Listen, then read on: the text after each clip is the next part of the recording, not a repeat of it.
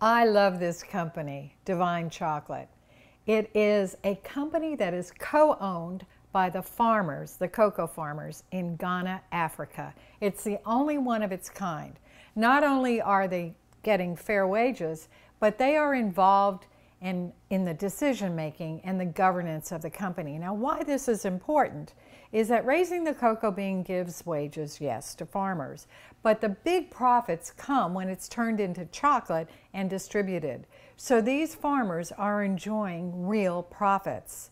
I want you to watch the video, and then I want you to also go out and buy Divine Chocolate for your Halloween treats, for your Easter candies, for everything. Bon appetit.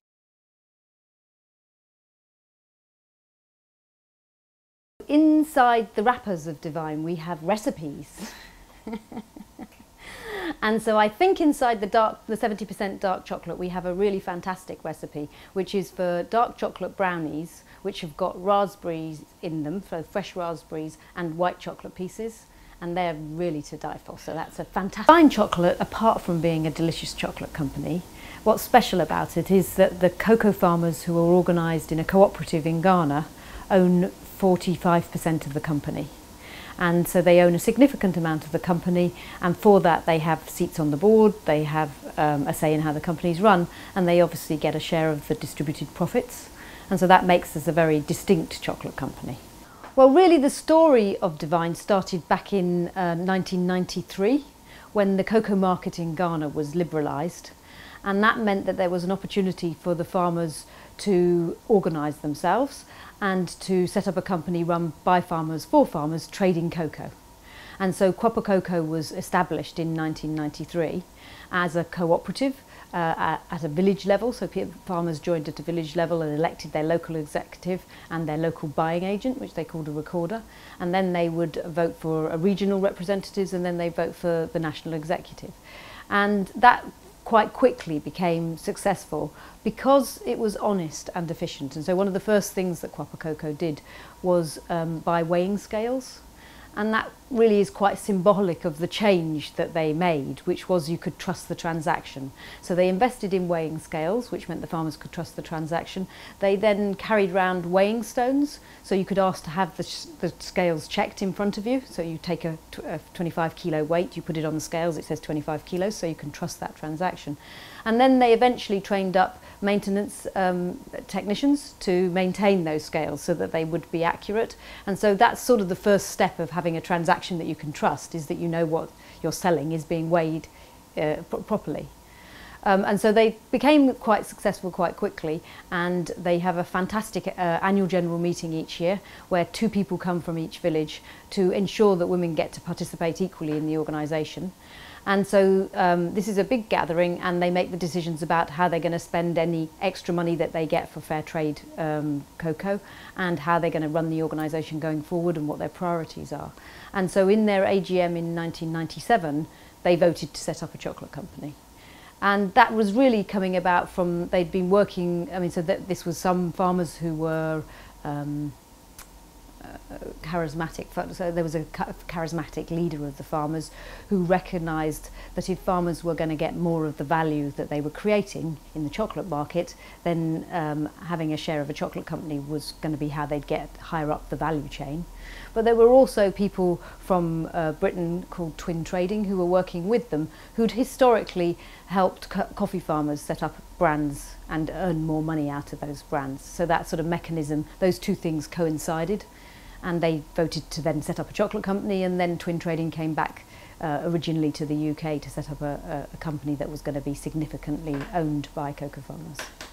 So fair trade was really a response to the fact that farmers in lots of developing countries growing lots of agricultural products were not getting enough money to sustain themselves, so they weren't getting a fair price in commodities that we were enjoying every day, and that shareholders in companies that were using those commodities were getting quite rich from. And so fair trade was trying to address that inequity, and it did it by establishing minimum prices. so that farmers could plan for the future, and social premiums that farmers could decide collectively how they spent that money. One of the things that's been interesting about fair trade is it's by having a mark on a product, it's enabled consumers to mobilise round that cause and say that they would like to buy this product and pay possibly a little bit more for it, so that they know that the farmers are getting a guaranteed minimum price and a social premium that they can invest in things like sinking water wells and building schools. What does the ownership difference make? I think at the moment, so what I would say at the moment is that owning a chocolate company has created 4 different income streams. And so because every piece of cocoa we buy at a fair trade price, so we've got that guaranteed minimum price. We've then got a $200 a tonne social premium, which the farmers get to decide how they use. Because we are a dedicated fair trade company and the farmers own us, we then invest 2% of our turnover, so off our top line, in working with the farmers and recognising that if you're going to work with a big cooperative of farmers across rural Ghana who are significantly illiterate, that there are going to be all sorts of challenges at different times that need some money invested. So that's quite a significant piece of money, that 2%, and it obviously grows as we grow. And then when we've made a profit, we've been able to then, they get that distributed on the basis of their shareholding. So if you look in the last, if you look in the last year, the Producer Support and Development Programme, so that's the 2%, has been used to support sort of probably 4 strands of things. So one of the things that COPPA has been doing really well is it's had a commitment to gender empowerment since the beginning, and it set quotas at a village level so that women would get to participate properly. And in 2006, they elected more women than men on the national executive, and in 2010 they elected their first woman president. So they've been doing lots of things to try and empower women, and what we were quite keen to help them with was to understand in their 20-year history which of those things had delivered what, and therefore what should their plans be going forward to really optimise the participation in women, and also optimise women's ability to earn income out of cocoa, so to be good cocoa farmers and earn a good livelihood out of it. So there's been a big piece of research working with women about how have the policies of COPPA Cocoa helped them and what should they be doing going forward. And so they've come up with a whole plan of that. So that's been one place where it's been supported. Then there is an issue when you're running such a big organisation that you're needing to have some really good systems and databases and things. So there's been a channel of money put into that as a way of supporting the good governance of an organisation, because if you're going to have a membership organisation, then your membership database is a really important tool for that. Then one of the things that's challenging in an environment where we're talking about it taking 24 hours to get to farmers who are on the very western region in Ghana, so it's a long way away from their headquarters, and lots of the people, and it's quite difficult terrain because you're going through the rainforest, and so if you're going to try and run a democratic organisation, how do people know information? How do you convey information to your members about things that are important, or that they ought to be participating in something, or that now's the time to do this in your farm and things? And so one of the things that we've supported recently is a radio programme. And so they've been doing a series of hour-long radio programmes which look at all sorts of things. So they look at the benefits of being a member of COPPA Cocoa, about what your rights and responsibilities are, but they also look at what it's like being a fair trade farmer. What does fair trade mean to them? What does it mean owning a chocolate company, owning Divine Chocolate? And then they have phone-ins and things, and they have sort of entertaining bits as well, so singing songs and things. So the radio programme is a good listen, and the level of engagement in terms of things like the phone-ins has sort of demonstrated that people really are engaging with it, and it's making them be proud to be part of this organisation and understand how this organisation works. So that's been another element that's been funded. And then the fourth element is actually looking at agricultural practices. And so that sense of helping the farmers work out what are the best things to be doing in terms of farming, if you do things properly, what works well. And so that they've just begun on a programme of model farms, so that they've picked ambassador farmers to really apply particular techniques and then see how that pans out, so that they can advocate for that technique among the other members. I think the thing that's important is that COPPA are doing it, and so that what we're doing is we're supporting the farmers to decide what they want to do, and that in a way the programmes are good because they're the programmes they wanted to do. I mean, they are embedded in their own communities. So there are now 80,000 farmers in COPPA cocoa, organised across more than 1,200 villages across, and they're then divided into 58 districts with 58 warehouses and 58 warehouse managers. So it's a very big organisation. The cocoa farmers grow more than deliver more than 40,000 tonnes of cocoa.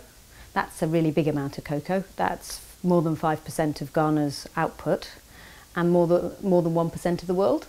So that's a lot of cocoa, much more than Divine uses. So hopefully one day we'll be able to use all that cocoa. And but at the moment we're only using about 1,500 tonnes. I mean, I think the whole story of COPPA and Divine is a sort of life-changing story. It's been life-changing for me. I never imagined I was I used to work in the film industry. I never imagined I was going to be going to Ghana for the last 14 years and sort of making friends with people in Ghana who are cocoa farmers. And so it's been an amazing opportunity for me to see a different world. But one of the farmers I've really enjoyed sort of travelling the world with is a woman called Comfort Kumia, and she was a kindergarten teacher, a cocoa farmer, and a grandmother. And so she was about, when I first met her, she must have been about 54. And through joining her local cooperative at a village level, she then made her way up the ranks, and she got elected to be the General Secretary of COPPA Cocoa, and she chaired the trust that looks after the Fair Trade Social Premium. And so she became a significant person inside COPPA Cocoa, and she started then to travel on behalf of COPPA as an ambassador. And so in 2007, we both came here to launch Divine Chocolate in America.